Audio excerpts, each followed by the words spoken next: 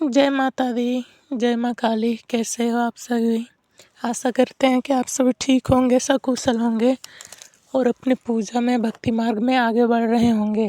आज हम जानेंगे कि साधना के दौरान कौन कौन से संकेत मिलने से हम जान सकते हैं कि हमारी साधना सफल हो रही है, हमारी साधना अच्छी दिशा में जा रही है। अभी जैसे गुप्त नवरात्रि आ रही है तो बहुत सारे साधक साधना कर रहे होंगे। तो ऐसे ये कौन कौन से संकेत हैं जिससे वे पता कर सकते हैं कि हमारी साधना उचित दिशा में जा रही है। तो चलिए शुरू करते हैं।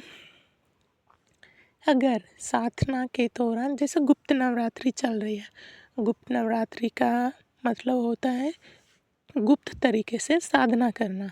रात्रि के समय आप रात को खाना पीना खा के, सात्विक भोजन खा के आप रात से 10 बजे से स्टार्ट कर सकते हो सुबह तक। रात भर रात्रि के समय होता है ना, शक्तियाँ बहुत प्रबल होती है। पर गुप्त नवरात्रि अपने आप में बहुत शक्तिशाली समय होती है। तो इसमें शक्तियाँ बहुत खुले में विचरण करती है, जिससे साधना करने का मतलब 1000 गुना फल आपको ज़्यादा मिलते हैं एक्स्ट्रा, है ना। अगर आप एक माला नॉर्मल दिन में करोगे ना 1000 माला, तो गुप्त नवरात्रि में वो एक माला करोगे ना तो वही फल मिलेगा। तो फिर रात को आप साधना कर सकते हो। साधना के दौरान आपको ऐसे एहसास होगा कि आपके पीछे कोई है। चूड़ियों की आवाज़ सुनाई देगी, पायलों की आवाज़ सुनाई देगी। मतलब आँख बंद करके आप मंत्र जप करोगे ना, तो मंत्र जप करते हुए आपको आपके आँखों के सामने एकदम काली परछाई, डरावनी जैसी परछाई आने लगेगी, जिससे आप डर जाओ और साधना छोड़ के भाग जाओ। जैसे माँ काली अपने करीब जिसको रखती है ना माँ काली, तो उस बच्चे की परीक्षा बहुत लेती है। कहीं ये बच्चा मेरे ऊपर कितना भरोसा करता है, कहीं डर के भागेगा तो नहीं। तो इस कारण से काफ़ी मतलब डरावने विजुअल्स देखने को मिलते हैं। साधना के दौरान आप देखोगे कि रात में सोते हैं या जिस भी समय आप सोते हैं, आप अपने गुरु के साथ, भाई बहन माता पिता किसी के साथ भी आप मतलब संभोग कर रहे हैं, ऐसे दृश्य देखने को आपको मिलेगी। ये भी मतलब साधना के दौरान ब्रह्मचर्य खंडित होने का मतलब खंडित करने की चेष्टा करते हैं, उसकी 64 योगिनियाँ कि माँ तक नहीं पहुँचे। अगर आप ब्रह्मचर्य का खंडन हो जाता है वो भी स्वप्न के माध्यम से, तो कोई बात नहीं, आपकी तरफ से कोई गलती नहीं हुई है, वो मतलब नॉर्मली हुई है, कोई बात नहीं। नहा धो के शुद्ध पवित्र होके आप दोबारा पूजा में बैठ सकते हैं। अगर आपको ये संकेत मिले कि रात्रि के समय आप अपने गुरु के साथ या अपने दोस्त के साथ, माता पिता भाई बहन किसी के साथ भी संभोग कर रहे हैं, तो समझ जाना आपकी साधना सही दिशा में चल रही है। अगर साधना के दौरान या गुप्त नवरात्रि जो चल रही है, इसमें साधना के दौरान आपको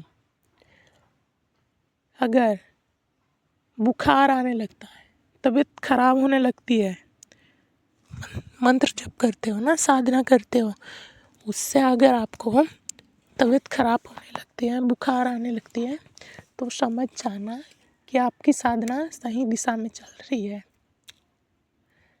अक्सर क्या होता है, जब भी आप साधना करते हो, मंत्र जप करते हो, तो मंत्र से ना ऊर्जा निकलती है।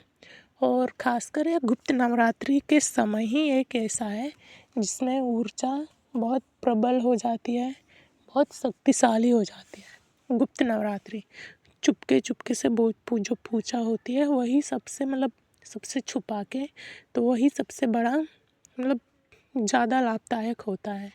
तो गुप्त नवरात्रि में आप गुप्त तरीके से साधना कर रहे हैं, अगर आपकी तबीयत खराब हो रही है तो समझ जाना आपकी साधना सफल हो रही है। तबीयत खराब होना बोलोगे कि हम तो माँ की भाई पूजा कर रहे हैं, साधना कर रहे हैं, फिर तो तबीयत खराब नहीं होनी चाहिए। नहीं, खराब होगी, क्या आप तबीयत खराब होने के बावजूद भी आप साधना को कंटिन्यू कर सकते हो? तो माँ ये देखेगी, ठीक है? तो फिर आप कर सकते हैं। और मंत्र जो जप करते हो उसमें से बहुत ऊर्जाएँ निकलती हैं, तो ऊर्जा ना आपके बॉडी मतलब को एब्जॉर्ब करने में थोड़ी समय लगती है, उस समय ऊर्जा बहुत प्रबल होती है, तो फिर संभालने में काफ़ी दिक्कतें होती है। जैसे बिगिनर हो गए, जैसे कभी किसी ने साधना नहीं किया है, तो उसको ये प्रॉब्लम ज़्यादा हो सकती है, मतलब उसको ये दिक्कतें समस्या ज़्यादा हो सकती है कि उसकी तबीयत खराब हो जाएगी, सर भारी लगने लग जाएगा, बुखार, है ना? तो फिर इससे डरने की कोई बात नहीं। ऊर्जा बहुत आपके ऑरा को बना रही है, ऊर्जा आपके शरीर में घुस रही है, जिसकी वजह से आप मतलब आपको आपके शरीर उसको संभालने में थोड़ा कष्ट कर रहा है, जिसके कारण से आपकी तबीयत खराब होने लग रही है। तो इसमें डरने की कोई बात नहीं है। अगर साधना के दौरान आपको माँ, अगर किसी किसी में होता है, सबका तो नहीं, लेकिन कोई कोई बच्चे होते हैं एकदम नादान, एकदम भरोसा करते हैं माँ पे, तो माँ बहुत प्रसन्न हो जाती है ना। अगर साधना के दौरान आपको माँ दर्शन दे, चाहे फोटो से बोले, मूर्ति से बोले, लेकिन बोले कि बच्चा तुझे क्या चाहिए, है ना, तुझे वर मांगो, तो बिल्कुल वर मत मांगना, बोलना मुझे आप चाहिए। यकीन मानो जितना आप मांगोगे ना, उससे 1000 गुना ज़्यादा माँ आपको देगी। बस उससे खुद को मांगो, है ना। पैसा, धन, दौलत, ये सब के बजाय बोलो कि माँ मुझे आप चाहिए, आप हो तो सब हो।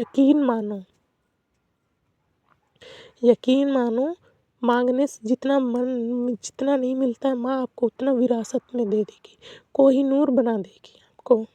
इतना मांगेगी, इतना देगी, झोली छोटी पड़ जाएगी आपकी।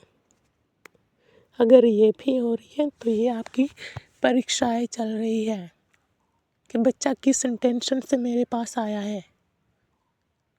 अगर ठीक है आपको मांगनी है अगर कुछ चीज़, जैसे कुछ वरदान, तो फिर आप मांग सकते हो, इसमें कोई दिक्कत नहीं है।